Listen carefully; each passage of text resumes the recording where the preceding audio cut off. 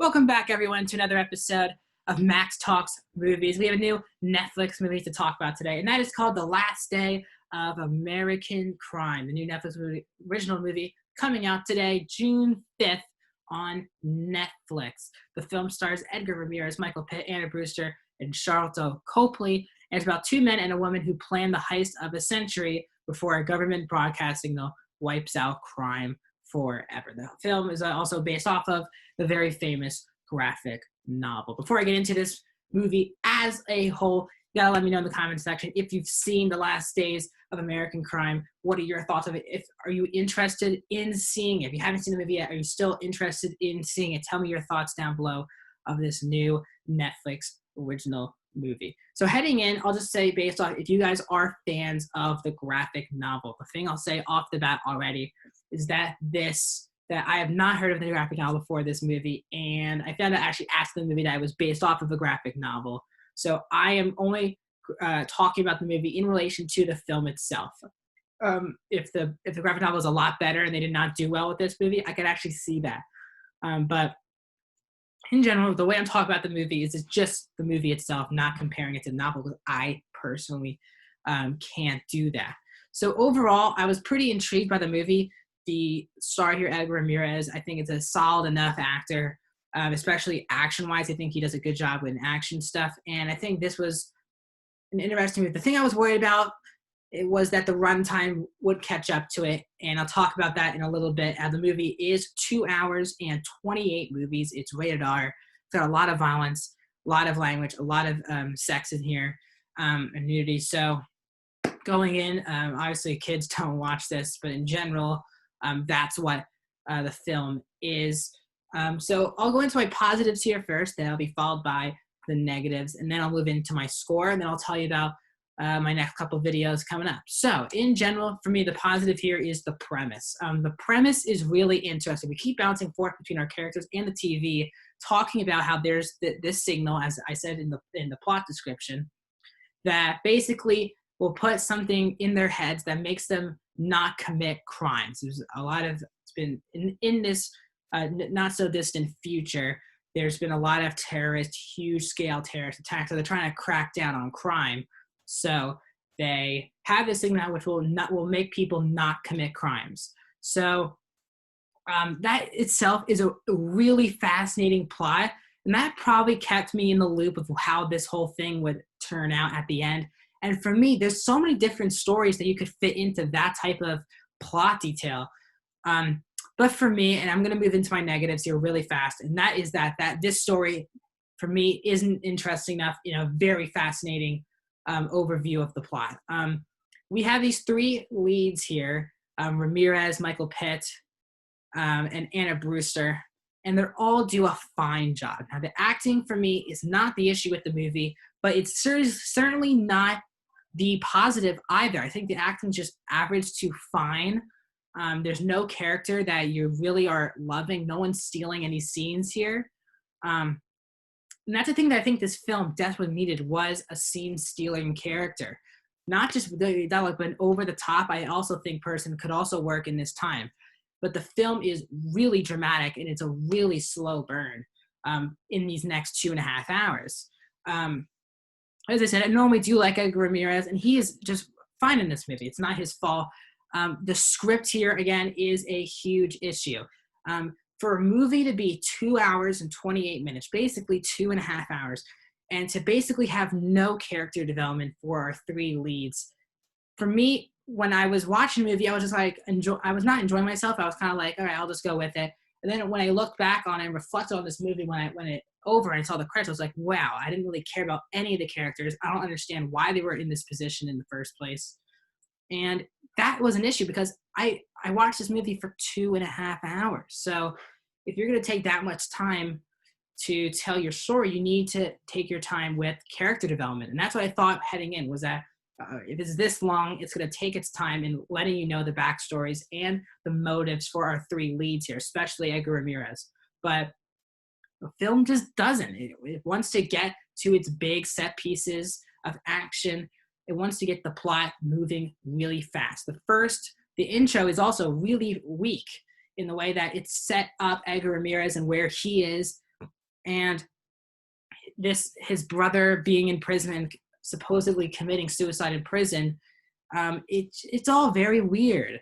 And there's a lot of twists and turns that this movie has as well, and it never works. Why it never works? It's very predictable, especially the character played by Michael Pitt, who you kind of know is pretty shady throughout the whole movie. As well, there's a romance in here between Anna Brewster and Edgar Ramirez, and that for me never clicks all the way. The movie takes its time a lot for no apparent reason. There are a lot of scenes that, one, are unnecessary to what the plot is asking for and what the story is. Two, there's a lot of dialogue and there's a lot of exposition that doesn't need to be in this movie. And there's also just a lot of scenes, big action scenes that don't need to be in here as well. They could have, if they wanted to make this long, you should have put backstory for these characters. Why are we supposed to be rooting for three characters going after billions of dollars while this signal's about to hit the country? Really weird. Overall, the movie also has weird music tropes. Like once you see Anna Brewster for the first time and the way they use music into her character, over the top of her character, you kind of know already who she is. And that was disappointing. And also the third act really wants to be really emotional with its twists, its deaths, and its story, but you don't feel, when people are crying and people are dying, you don't feel anything. And that was the heartbreaking part about this movie, is that when I watch movies and you don't really get that much character development, but the ending wants you to care so much about our characters and you don't feel anything. And that's what I completely felt about this movie. I felt nothing for these characters. Also, this director worked on Taken 2 and 3, Transporter movies. So I was kind of hoping for some better action scenes than those movies. But here we also get disappointing action. There's a lot of cuts, weird cuts, and the action isn't great.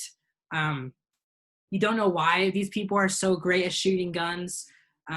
It just happens. You don't understand how they can survive some of these things. At some points, it gets so ridiculous. There's a scene in a truck with fire that you don't know how two characters escaped this, okay? And it made absolutely no sense. Didn't need to be in the movie, but it was. And when you're thinking about how they escaped, it makes absolutely no sense. In general, people are obviously working with the police force in here, and you can tell that some people are going to be set up and some people just aren't. And the movie itself really struggles. It is a trudge to get through, man. 2.5 hours. Once we were at an hour and a half, I was like, all right, we got to be almost done here. And then I realized there's a whole other hour left to this movie. And that was really shocking. Some scenes that could be 5 minutes long go on for 20 minutes. Especially a scene where Michael Pitt goes to his family's place, and that goes on for a long, long time. And that dragged. In general, my overall score for this movie is 1.5 out of 5, ladies and gentlemen. 1.5 out of 5. I wanted to like this movie a lot more because the plot to this movie was really clever. But as a whole, it just never worked. So I gave it a 1 out of 5 out of 5, and that for me is a 32%.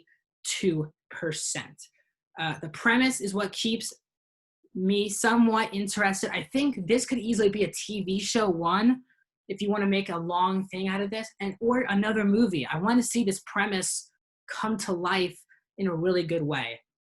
However this ranks for me on the year, I've seen 21 now Netflix movies. This ranks number 16. It's in my bottom 5 of the year on Netflix. And then when you go to my ranking of the 2020 year in itself, I've seen 32 movies, and this ranks at number 26. So it's in my bottom 5 of Netflix, bottom 6 of the year.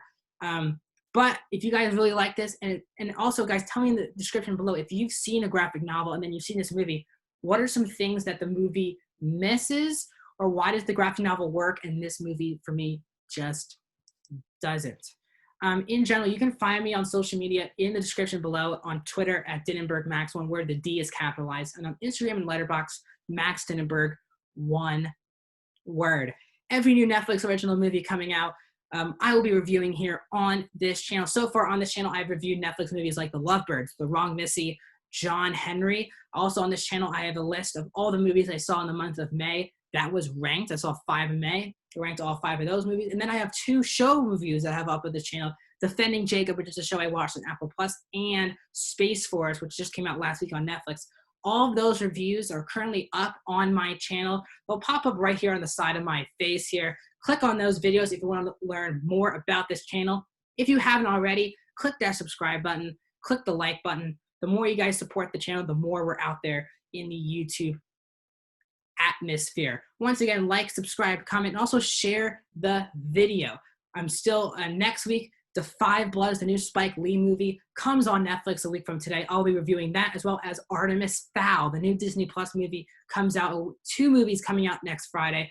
Also have a Love Life review, the new HBO Max original series. The final 4 episodes come out this upcoming Thursday, and that day I will give you a full non-spoiler review of Love Life. A lot in the tank here coming up on Max Talks Movies, so I need you guys to subscribe. Hit that notification button as well so you guys are notified for all the videos coming up. My name is Max Dinnerberg, and I'll catch you next time.